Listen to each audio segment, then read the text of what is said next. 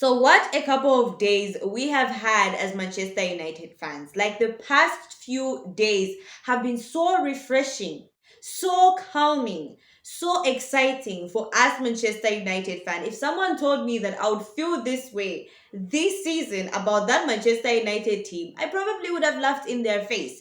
But what a week we've had as Manchester United fans. Unfortunately, Liverpool fans cannot say the same thing.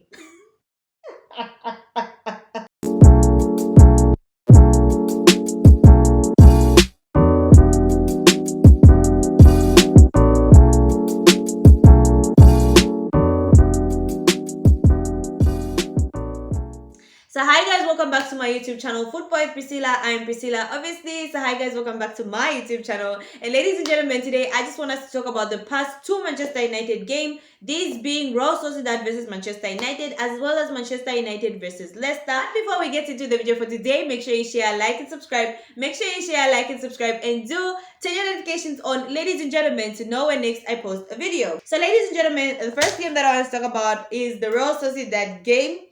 First half, Real Sociedad game. First few minutes, I'm sitting, I'm chilled. I'm like, okay, Manchester United can do it. Penalty. I'm like, can we be serious? How unlucky can a team be? Penalty. I think it's Delete who caused the penalty. And can I just say that wasn't a penalty? It was 50-50. Delete just happened to be slower. It makes sense in my head. So penalty. I'm like, okay, cool. The game continues. Real Sociedad score a goal. I'm like, oh my god, Manchester United, please, I'm begging you, let's fight back, because I don't know what I will tell my enemies if we get knocked out of the Europa League. Because I've laughed at Liverpool, I'm potentially going to be laughing at Arsenal when they are knocked out by Real Madrid. I don't have time for this. Then obviously, Rasmus Højlund gets fouled. Bruno Fernandes penalty. I'm like, okay, cool. I go to bed because I've got work, okay? I have to work, okay? Manchester United don't feed me. I go to bed. I wake up the next day. The first thing I look at is my phone. I'm like, oh my god, what are the scores? And Manchester United ended up winning the game 4-1 with three amazing, well, objectively amazing goals by Bruno Fernandes and a goal by Diogo Dalot. So you know what? That was about the Real Sociedad game. So I'm not gonna make so much commentary on it because I didn't really watch it, okay? I went to bed. Then we have Manchester United versus Leicester, which I watched from the 0 minute to the 94th minute, which I think out of all the games that we as Manchester United fans have watched and Manchester United as a whole team has played, that was the most calm game. Like, I was literally seated and I was like, oh, we're playing. And Leicester would attack. They have the likes of Jamie Vardy. They have the likes of Patson Daka. And like, Patson was really trying. Go Zambia, by the way.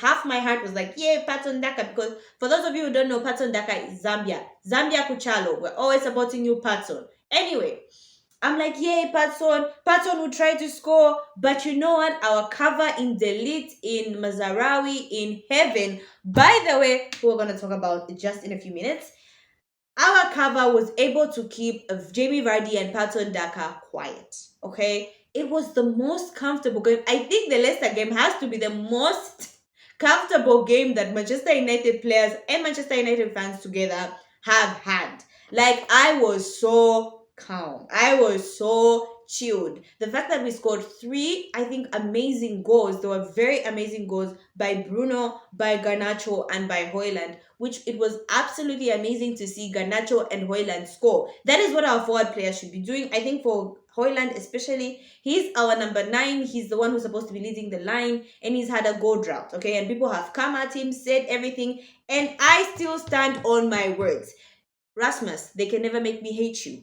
I am forever a Rasmus Højlund fan. I see something in him. Unless you don't understand football, but if you do understand football, you understand how critical of a player Rasmus Højlund is. And for those people who say, oh my gosh, he's in France, he's not impacting the game, the fact that he's fighting every defender, getting fouled, trying to hold up play is what he's supposed to do, and he's impacting the game. That is why he's one of our critical players.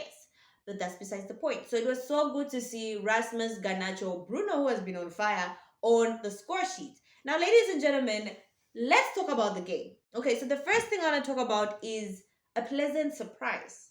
Heaven. The recovery he did, first of all, there was the delete recovery, which was absolutely amazing. Then there was the one where Heaven recovered when Patson Daka thought he was through on goal. Like, Heaven has been an absolutely pleasant surprise. Like, I was seeing him, I'm like, I know we are out of defenders, but who the hell is this kid? And listen, what a player we have in Heaven. And oh my gosh, Manchester United, listen, Manchester United stadium needs to just have a circle of people praying for it. Like, we need to go and pray, because how is Heaven another addition to the all Manchester United injury case? How? Like, literally, we have no defenders at this point. I would not be surprised by the time we're reaching May, we're going to be having a 16-year-old at the defense, because how are all our defenders getting injured? Martinez gone, Lenny Yoro gone, Maguire gone, Heaven gone. Like, we have Lindelof, ladies and gentlemen. Victor Lindelof. And there was a part where Delete fell. I was like, Delete, please. Delete, you just have to be strong, because we have absolutely nothing at the back. So, you know what? Heaven has been an absolutely pleasant surprise for Manchester United. And the defense, I think, you know what? We've been talking so much about how bad the striking force, the forward players have been, which they've been horrible. But can we talk about the defense? I honestly think kudos to the defense, and credit has to be given to the defense of Manchester United. The fact that we are even able to be afloat in the Premier League, credit should go to the defense. Delete has been an absolute revelation for Manchester United.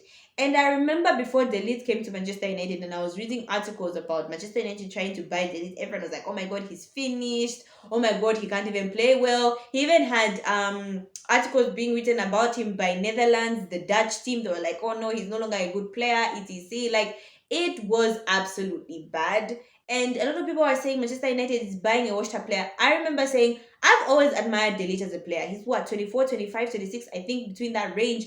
For me, if a player is 24, 25, 26, there is an option of redemption. Okay. And that is what Delete has done. That recovery run, when he was able to block the ball, that is the Matthias Delete I have known from Ajax. That is the player that I fell in love with at Ajax. And I remember, I was like, oh my god, Manchester United, why couldn't we get Delete at the time? And oh my god, how the world changes. Because when Delete was the captain for Ajax, everyone was lifting him up. He had a dry spell, a few bad patches at Juventus here and there, and everyone was like, he's a bad player. Honestly, it's just for me, I believed it was a dark patch. I have always said this. Delete is an absolutely amazing defender. And I think the whole world now can see it, because if you can shine in that Manchester United squad, then that should say you are a good player. So, you know what? Kudos to the whole defense. I think the defense deserves all the credit. Lenny Yoro has been amazing. Lenny Yoro has been good. Mazarawi has been a revelation. Mazarawi has been absolutely amazing. Delete, amazing. Harry Maguire has been absolutely amazing as well. Lindelof, oh well, he has to fit in somewhere. We've got Heaven, who's come in, who I think has just been a beauty and a delight, a breath of fresh air. Dogu. Can we just talk about Dogu? When Manchester United got Dogu, I was like, who? From where? Why? But you know what? I have been proved wrong. I think Dogu is an amazing, amazing player. I'm glad that he's suspended, because God knows if he comes back on the pitch, he will be injured. So for now, I'm glad that we can keep him safe. Okay, because Manchester United Old Trafford is cursed. Ladies and gentlemen, I'm telling you, it is cursed. So you know what? I think credit has not enough credit has been given to the back line. Yes, we've not been scoring goals, and yes, we've been conceding a lot of goals and losing a lot of games. But I would argue to say Onana has been 90% of our problems at the back. But then that's besides the point. But our defense has been solid. I think another thing that I want us to talk about, ladies and gentlemen, is Bruno. He comes from Portugal like Cristiano. He goes left, he goes right. Something. He's a Portuguese magnifico.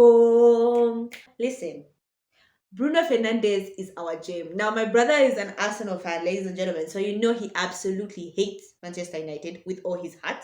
But he will always say this: the best player at Manchester United and the player that he dreams and wishes he had is Bruno Fernandes. And while we Manchester United fans and as a fan base, we are just so toxic, we always come from Bruno. Sometimes the criticism is fair, sometimes it is not fair. But Bruno, from the time we signed him up until today, has proven to be the most important player at Manchester United. Yes, we've gotten frustrated with him mispassing, losing the ball. Because he's lost the ball, we've ended up conceding the goals. Yes, we have every right to feel the way we feel, but I have never uttered the words and said, let's sell Bruno. Those words coming from my mouth, hell no. Because I believe Bruno is the gel. He is the gel that holds Manchester United together. And I honestly am glad that he's the Manchester United captain. Because even if Bruno doesn't perform, the fact that he's got this leadership, he's just got this influence that he's just there. Even though he hasn't done anything, and even though he's having a dip in form, Bruno will just give his all. And I think that's the best that you can have in a leader, in your captain. But oh my gosh, what a few run of games he's having. 3 goals in the Europa League versus Real Sociedad, and 1 amazing goal versus Leicester. There is nothing stopping him. But you know what? Credit to him. He works really hard. And even when he's having a rough patch, he's having a dip in form, he always tries his best. Ladies and gentlemen, we have an absolute gem in Bruno Fernandes.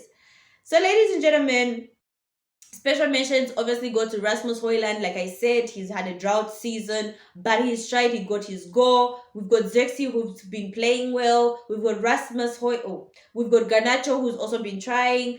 I think, like, I don't know if I'm being delusional or I'm too excited, but do you guys let me know? Do you guys see that the team is actually clicking and ticking? Like, there are bits and pieces sometimes when you're like, oh, so this is how Amorim wants to play. And from Dorgu especially, you can see that Amorim has in his mind a way he wants Manchester United to play. And Dorgu is one of the best players that shows how Amorim wants to play in the way in which he overlaps and he creates as a fullback. Like, you can see it. You can see bits and pieces of what Reuben Amorim is trying to do. Now, ladies and gentlemen, okay, so we've seen how Manchester United is faring. Obviously, there have been a lot of downs and there have been some ups, okay? We've seen that the team is getting to know each other, they're jailing and they are winning battles, etc. So I don't want us to forget that we have 4 players out on loan. These are Marcus Rashford, Jadon Sancho, Anthony, as well as Malaysia, who I don't really want to talk about. But these 3, Sancho, Rashford, and Anthony. Ladies and gentlemen, seeing how Manchester United is faring, see how Manchester United is trying to gel, like how the team have bonded through the pain and the sorrow. What do you guys think? Which is going to be my last question for you guys, and I would love to hear your thoughts in the comment section below. Do you think that after all is said and done, Manchester United, Amorim should find a way in which he can integrate Rashford, Anthony, and Sancho back in the team? Or do you think during the summer, Manchester United should cut ties and we say bye to these 3 players?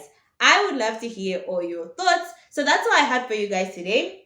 Thank you so much, guys, for watching. Make sure you share, like, and subscribe. Make sure you share, like, and subscribe. And do turn your notifications on, ladies and gentlemen, to know when next I post a video. Bruno, Bruno, Bruno. He comes from Portugal like Cristiano. He goes left, he goes right. Something, something, something. He's our Portuguese magnifico. Bye, guys.